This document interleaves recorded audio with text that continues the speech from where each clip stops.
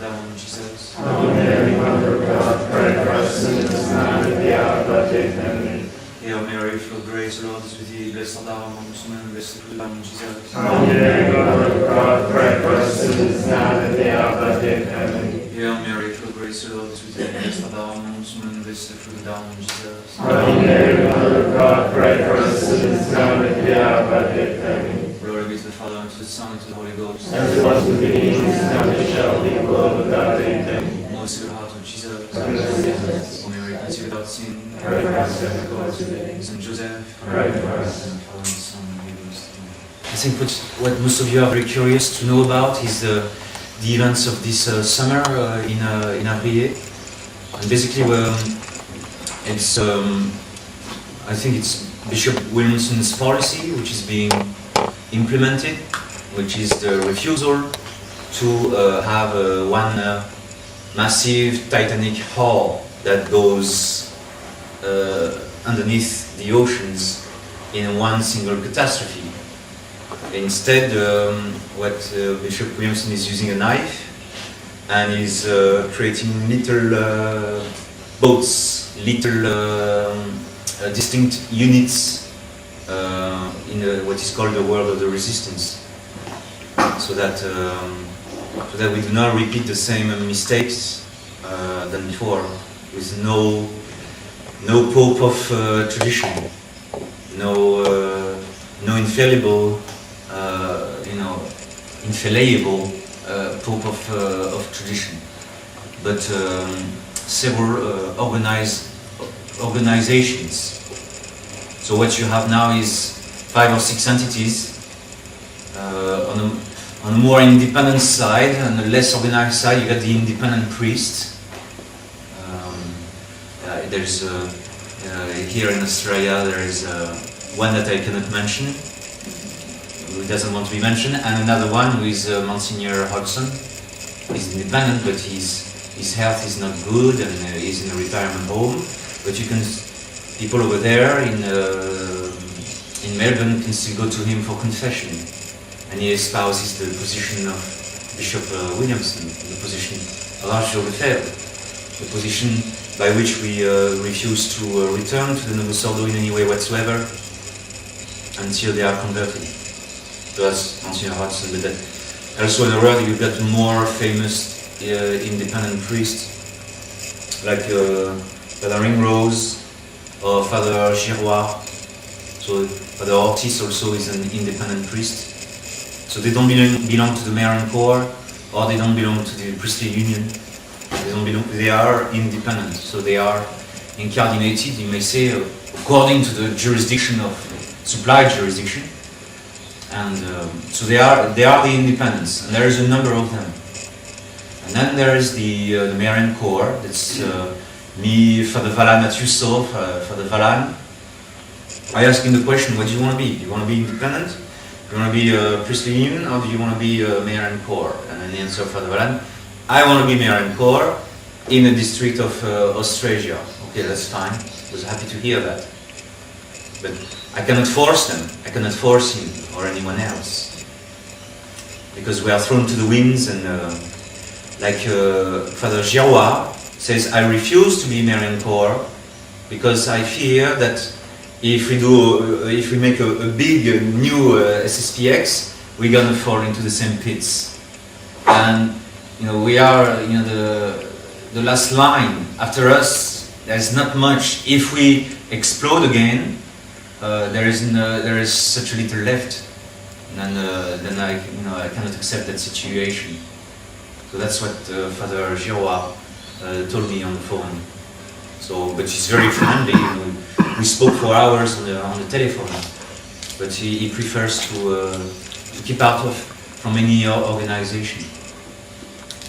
And then the priests of France organize themselves, and then I think the priests of South America are joining them. They're organizing themselves under the name of Priestly Union of Marcel Lefebvre. I think it's a beautiful title, and the thing is, they don't want to be under Father Joseph Pfeiffer, basically. They don't have the same spirit as Father Joseph Pfeiffer. so they prefer to be to do their own priestly union, and that's immediately. Father Piver remarked that in that case we're going to have a federation. So you can say that the resistance is a federation. So it's organized. There is a leader of that federation, which is Bishop Williamson, but it's a federation. It is not a monarchy. It is not. We are not under the one same type of organization. Just like in a federation, the states of a federation are running independently. They unite for the same cause. They unite for their mutual protection. They unite according to their needs, but otherwise they run with their own operation. And so this priestly union was born this summer. And just like the Marian Corps, we continue to follow the same rules as the statutes of the Society of St. Pius X. For my part, the Marian Corps enables me to continue with the same rules, with the same promises that I made, and the same oaths that I made, with the same organization as a society, to the exception of the role of the Superior General. That is much lesser. So, as a member of the Marian Corps, I do not envisage a repeat of the same constitution of the Society of St. Pius X. So I'm very clear on that, and I say it very clearly that the Marian Corps is going to be also feudal in its organization. That is, the districts will be autonomous from each other, and the power of the Superior General will be much lessened. So I'm not expecting the Superior General to nominate the other major superiors, no. And I'm expecting that every district will have its own seminary, will run on its own independently. So I'm not expecting anything else than that. But in the meantime, we perhaps need to unite on several things. But down the line, I keep it also very autonomous regionally. And then you have what is the most organized part of the resistance is the monks. This time, unlike 40 years ago, this time the religious orders are proven a certain strength. So we have 4 monasteries of men, Family of Our Lady, 2 monasteries of the Benedictines that are running well. Don Rafael has vocations coming, and in Colombia, and Don Tomas Aquinas is doing fine. And there is a monastery of Our Lady, of the Family of Our Lady in Brazil. And then you have this big citadel of the Dominicans. And the Dominicans are proving to be very powerful in the world of the resistance, because there are already 30 monks, 11 priests, and they have the teaching staff. They have the teaching. They have their own seminary. They got such an abundance of priests that they've got their full staff, their full faculty for the seminary. So that's why the question is whether to place in France the seminary near them, so that we can train our candidates by having recourse to the classes given by the Dominican fathers. Father Piver also has one seminarian, but he's in the east of France. But when you look at those, when I sat in that meeting, I said, it's not anymore the Frankie and Josie show. It's not anymore the cowboys. You have priests with great priestly experience and prudence, and they are more cautious. We wish they would, the Dominicans would dispatch their priests to the US or to Australia, in pairs to go around, but that is not the case. But there is a traction. You can say the movement has gained traction with the addition of these monks, definitely. And it's a gift of again, it's a gift of Bishop Fele. I told them 2 years ago, we will take the priests that you send us, and they send us a whole community of monks with 11 priests. Thank you very much. And they basically didn't want to deal with the Dominicans any longer. Not just because of the question of the separatist 5 monks, and that separated from Avrille, because they didn't like the policy of having a school in Avrille. They didn't like that policy, and so they left. That's officially the reason why they left, which is very strange to me. I never heard about monks leaving their monastery for that one reason. And we also hear that they don't agree all that much with the new trend of the society, but they left for that reason. And when I look at the school, it's 90 boys, and they are keeping the faith, and the rules are very strict. But the atmosphere is very family at the same time. And so their school seems to be successful, and it's the enrollment of the school is growing continually. So they were 90 last year, probably will cross 100 very soon.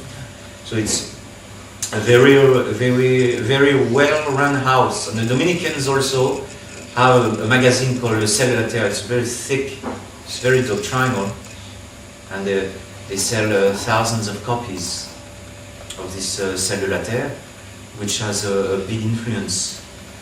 And so, for instance, those articles that were not allowed to be published, those articles of Bishop Tissin Malray on the errors of Benedict XVI, that were not allowed to be published in Fidelitaire and elsewhere in the SSPX, usually the Sedevacantism would publish these. And the last issue is very interesting. And then we see also Father Bruno. Father Bruno is a Benedictine, and he left Don Gérard a long time ago, and he testifies that, in this crisis, the same thing is happening exactly. And so when I sat there and I saw this very wise priest, I say, it does not depend just on a few priests now. That movement is there to stay. And as you can see in Australia, you saw, first you had a visit to Father Pfeiffer, and everybody said he's going super fast. And I apologize, I'm not staying long enough here in Brisbane this time. I think I should have gone first to Sydney, then spend a few days in Brisbane. Anyways. And then after Father Pfeiffer's visit, I came, then Father Vallan came, and I will come again. And Father Pico now is saying that he wants to take care of Australia. So you will have your a priest whose assignment would be this place. And so you see that the resistance is growing and gaining in stability, but it's not going as fast as we hoped. We hope for many more priests. What we have is roughly 70, all included. Because, for instance, in Europe, you also have to include those priests who are with us but who cannot move, like Father Vignalo and Father Saint Marie. They are in wheelchairs, or they are on their sick beds, like Monsignor Hodgson. But they are priests of the resistance, and they offer their merits for the cause. So if we include everything, including the 2 hermits that we have, and others, then it is the consoling number of 70. But in the distant parts of the world, there are not many priests. For my part, I am still, until Father Pico arrives, I am super overextended. I have become a nylon string. Because even Darwin now he's calling. We have some calls from Darwin. There will be 8 centers for Australia and New Zealand. And in the Philippines, I've got 17 groups. Now, some of them are very tiny. Like there is one in Cavite, it's a family, they are happy to receive us. They come from the Novus Ordo, they're very happy to have the Mass in their home, and they call the neighbors to attend the Mass. And most of them were from the contraption of the Couples for Christ. But they are interested into tradition. And those people in Darwin, they also come from the Novus Ordo. And we have a little group in Liloan on the island of Leyte. They are very scared of their local Novus Ordo priest, and they come from the Novus Ordo. They don't come from the society. And the people in Hindown also are new from the Novus Ordo. So these groups have to be attended. And so I got 17 groups in the Philippines. Hopefully Father Elijah is giving me a hand, Father Suelo is giving me a big hand. And I call in some visiting priests once in a while to man those stations. And so that was the first order of business of this meeting in Avrille, the setting up of this priestly union of Marcel Lefebvre. And then the second order of business was the issue of Sedevacantism, because we are taking a lot of damage from Sedevacantism. All of a sudden, some priests whom we thought were with us, feel that they have to leave us because we recognize Pope Francis as the Pope. And they feel that their duty is to separate from us, and they believe that a Mass with the name of the Pope in the canon of the Mass is sacrilegious. It's they use the term oblata munda, so the oblation which is made to God must be pure, and it's unclean if you put the name of the Pope. And so we had trouble both on the side of the faithful in several places, and sometimes it's dramatic, like in Hungary and in Quebec. And then we also have the loss of priests. I think from the priest that Bishop Avrille has lost because of his liberal turning, 10 of them went to Sedevacantism. Some of them left before the crisis 2012, and like Father Abramovich, Father Seriani, Father Grosso, Father Turco, that's in South America, Father Meramo as well. And so those went to Sedevacantism. And others turned to Sedevacantism after the crisis of 2012, or declared themselves Sedevacantists after the crisis of 2012. And these are Father Weinsold. Father Weinsold gave a retreat. For 5 days he bashed the German faithful about Sedevacantism. And so the faithful there say, what is that? This is not what I signed for and everything. And so they asked the help of Father Fuchs and Father Zabi. Father Zabi is fairly old. So the situation in Germany is this year is not very good for the resistance in Germany, I would say. But still, you have the position of Arthur Lefebvre survives still over there, with these two priests who are not Sedevacantists and the faithful who are calling for their help. Same with the Carmelites, the nuns. The nuns are Sedevacantists, and so when they choose to go public for it and they make it official. So Bishop Williamson said, we understand that a soul can be troubled with that issue. Now, but the problem is that some of them make themselves, a case of conscience of going forth, and proselytizing about these things, and making a crusade, and starting to place the obligation on the people around them to follow their cause. Now, when this happens, then it means that we have a serious struggle going on, and that we are obliged to separate, because we cannot collaborate any further.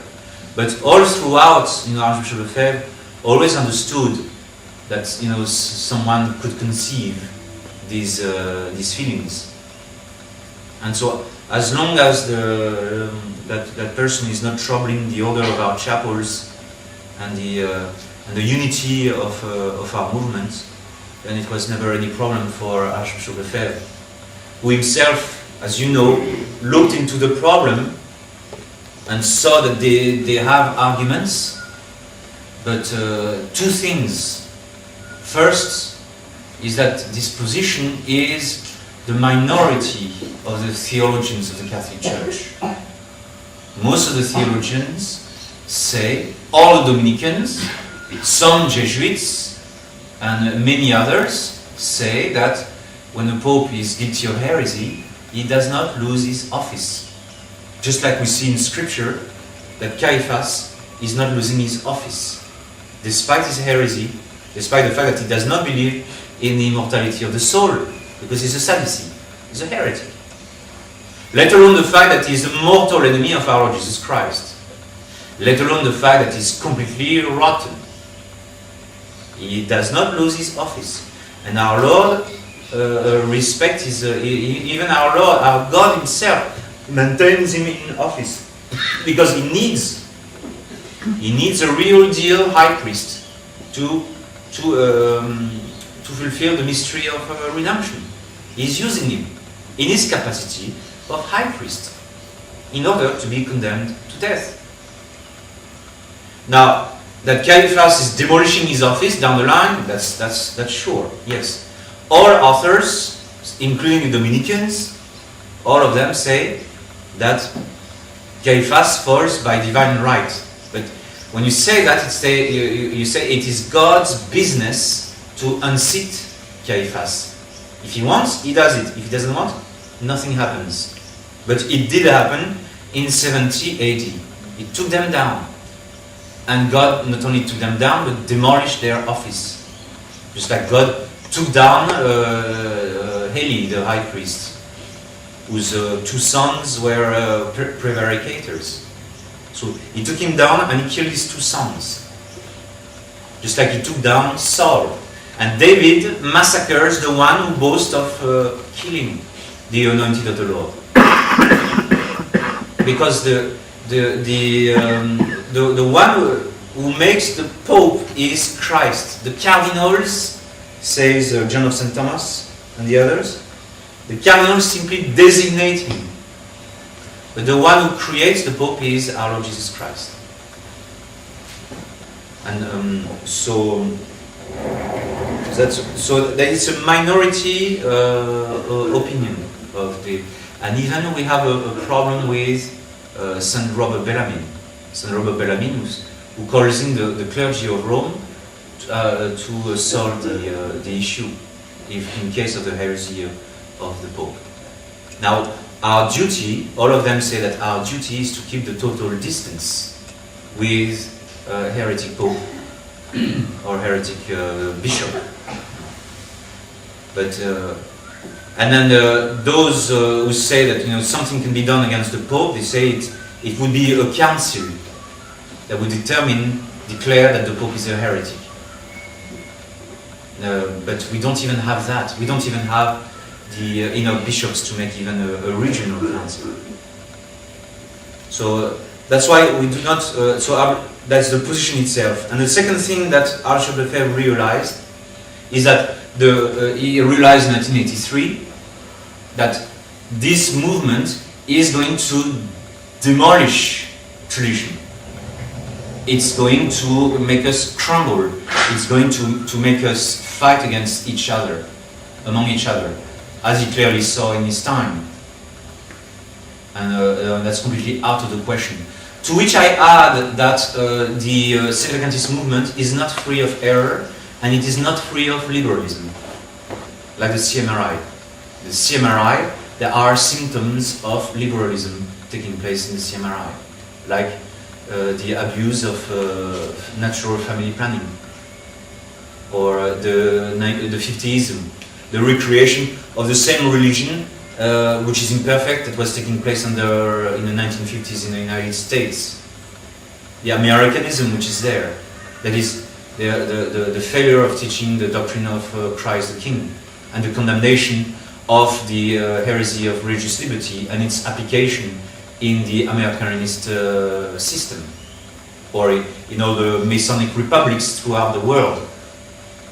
Why? Because when you focus yourself on this issue of Sedevacantism, you are spending so much energy on it that you don't have the time to look at the bigger picture. Our bigger ideal is Christ the King. And the focus of our studies and our ultimate goal is the kingship of Christ over our societies. Not just a nice little religion in our chapels, you know, and a well-ordered sacristies and everything. No.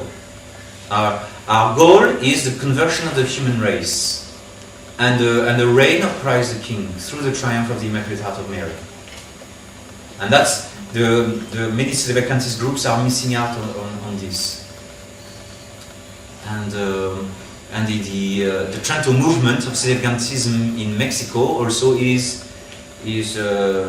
embroiled with Freemasonry itself as well. And they don't collaborate with each other. They are at odds with each other. So you don't know which position they are. There are such a myriad of different shades and doctrinal positions. And also what is very sad is that we see also some families, people sliding from Sedevacantism to a house church.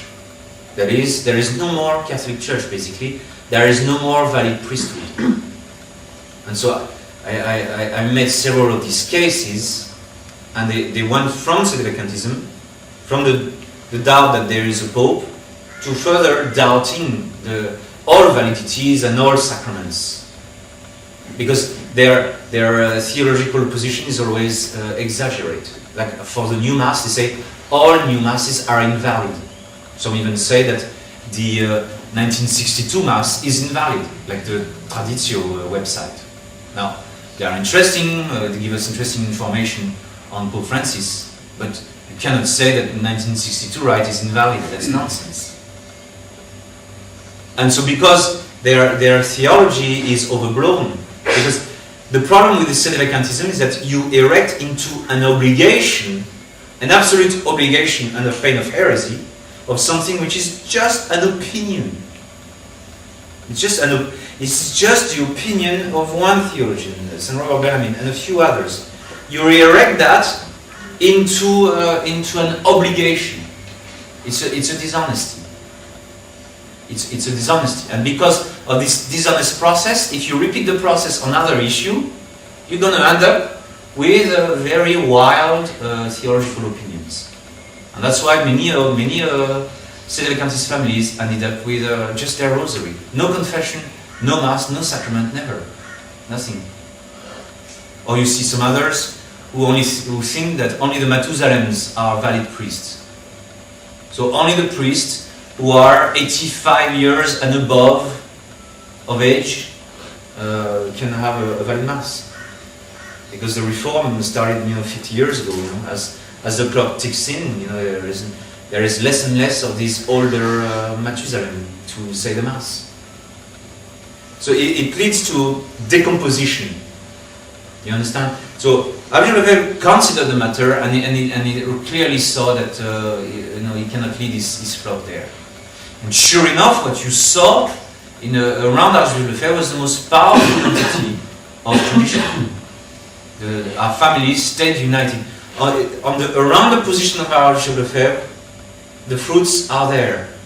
That is nothing to do with the modernist Rome. That's the declaration 1974.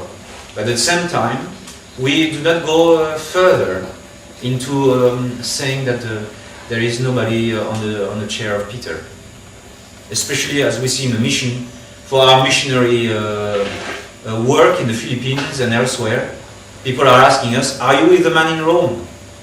How can I say that yes, without a lie, if I am a Sedevacantist? Again. And also the authority of the papacy is what God is going to use to reconstruct the church. Just like the Alta Vendita, the Masons, used the authority of Paul VI to demolish everything. And they are still using it to further demolish the church. So that's the issue of Sedevacantism. We broached in Avrille. But as usual, I mean, we are willing to extend our charity to them. Their danger, the danger for their soul is much less than liberalism. Liberalism is 10 times more deadly for the soul than Sedevacantism.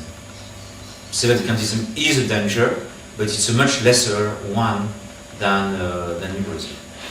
And then we broached the issue of the consecration of bishop, because every priest and all the faithful, and you, especially you Australians, sense the need of having a bishop.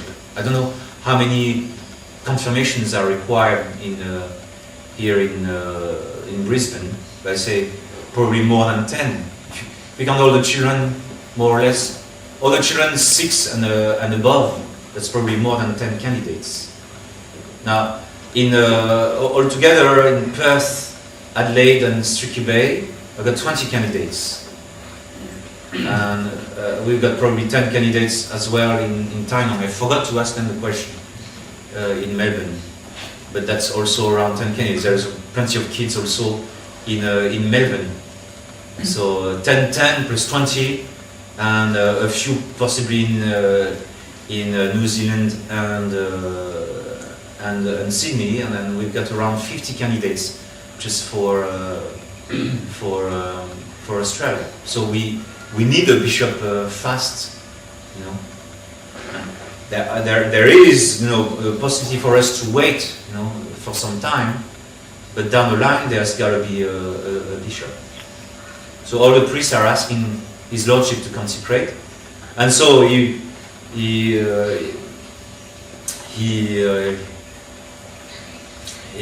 understood that, so he put the issue on the table, and he asked us, you know, when do you want me to consecrate? And we all told him, you know, as soon as possible, to the exception of maybe one priest, but all the others were asking him to consecrate.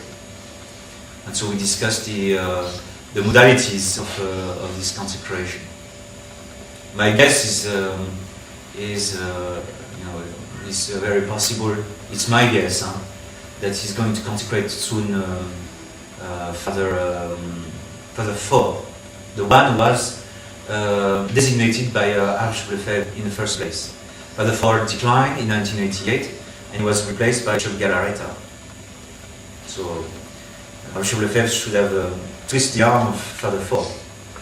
And Father Fr is one of those priests who is most adamant into having this consecration take place. Well, then he's going to get it then. But the others, Father Trincardo also, is very adamant. He says if we do not get any results on this issue, the meeting is a failure. So Father Trincardo is very strong also on that. So all of us are, you know, pretty much agreed on this.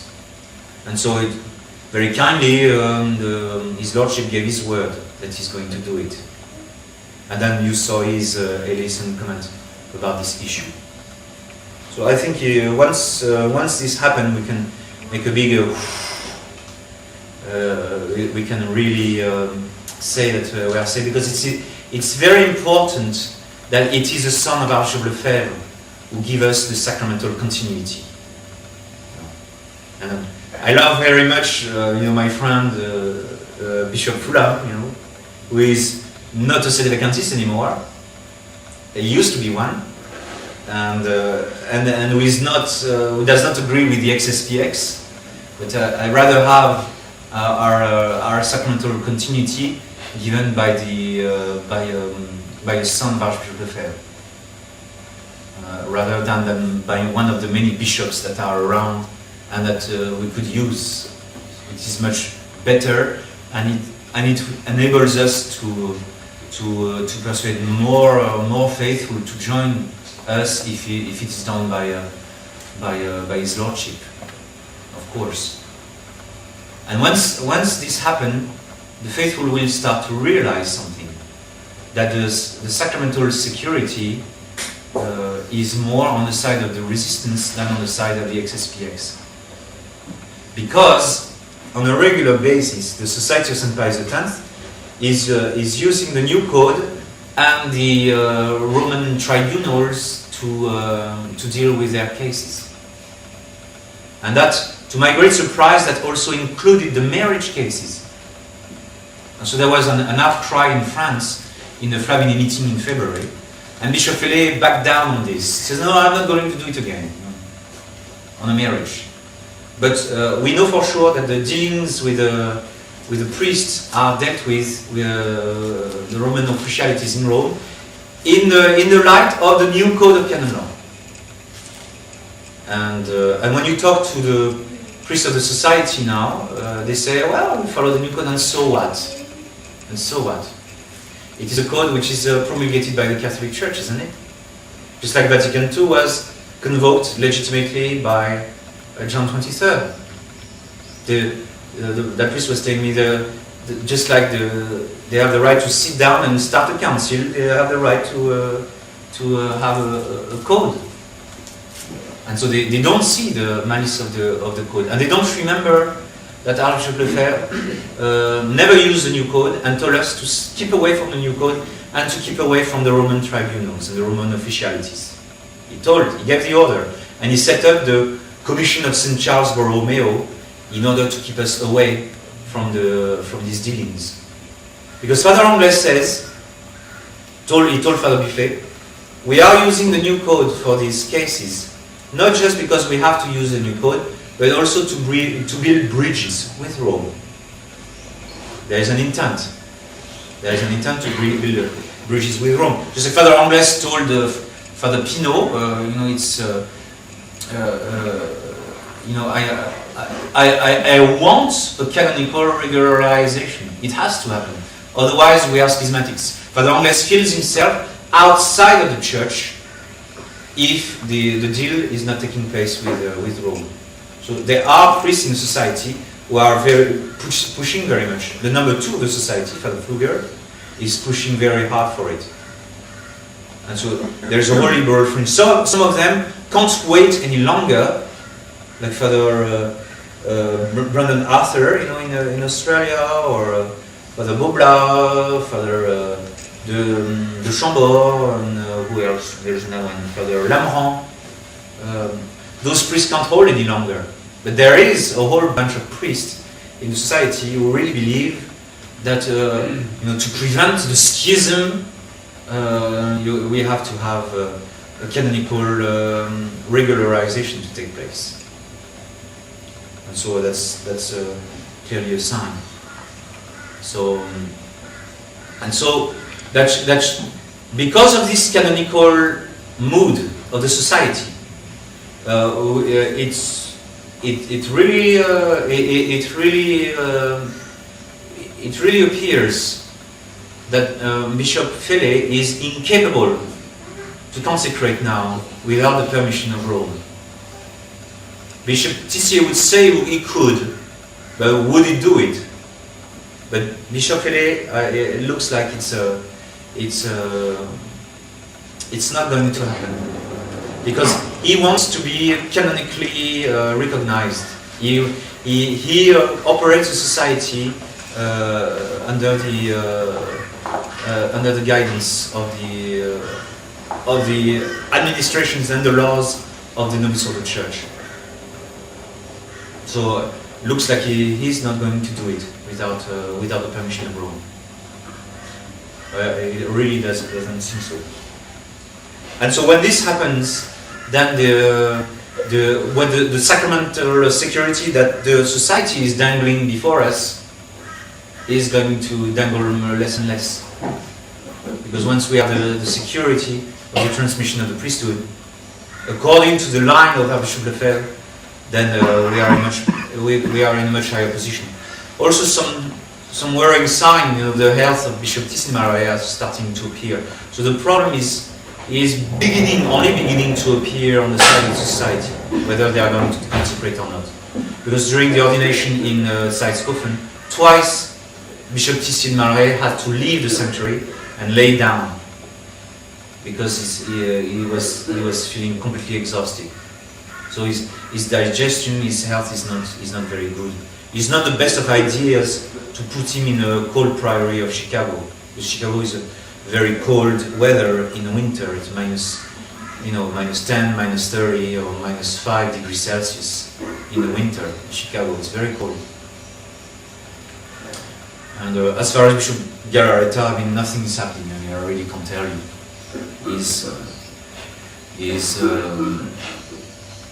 He's saying nothing, so we don't know. And I don't think much is going to, there's not much hope of him doing anything against the general movement of the society. And so that was basically it. And then also we discussed among ourselves the arguments that we should use to convince the priests to join the movement, to convince them that they are in a sinking ship, and even if they are good, somebody else will ruin their work, another liberal priest around them, and the general mood of the society will ruin even the good work that they can still do as good priests. And so this is what we discussed also in the Avrille meeting. So I met Father Pico in Avrille, and he told me that he's coming to Australia. So I was hoping him to come sooner, but I'm not forcing anyone. I'm not in a position to force anyone to do anything. I am not the boss. So, but it's my wish that we develop this Austrasian district and give you stability. And it's my wish that this district has its own organized circuits of priests, and including its own seminary, and that it should remain autonomous. But I really wish to collaborate with Father Joseph Pfeiffer, and I don't mind that he be the front man for the Marian Corps, because I have no wish to take responsibility of the entire world. No, I've got enough on my platter with this 40 to 45 groups or missions or mass stations in Australia. Because Father Vallan's apostolate is also very thriving. So he is helped by Father Pancras, and he's got some good hopes of 2 more priests joining from the diocese, joining him. So he's talking, and he's saying that there is a good hope. But the Pfeiffer also has seen those priests in India, and so there's good that these 2 priests joining. So it's very possible the position of Father Vallan is going to be very strong in India, and he's the first one who is building a priory. See, Bishop Williamson bought a house, and we have our chapels entirely ours, like in Korea or in Perth, in Adelaide, and in Sulky Bay. But Father Vallan is the first one who is building something in the history of the resistance. So that's quite something. And he is very thankful to your Australian help. From Australia, he got a very substantial financial help for his construction in Arankandihay, this priory. Because what he's building is a priory retirement home. Because one of his benefactress, gave him his priory in Madras.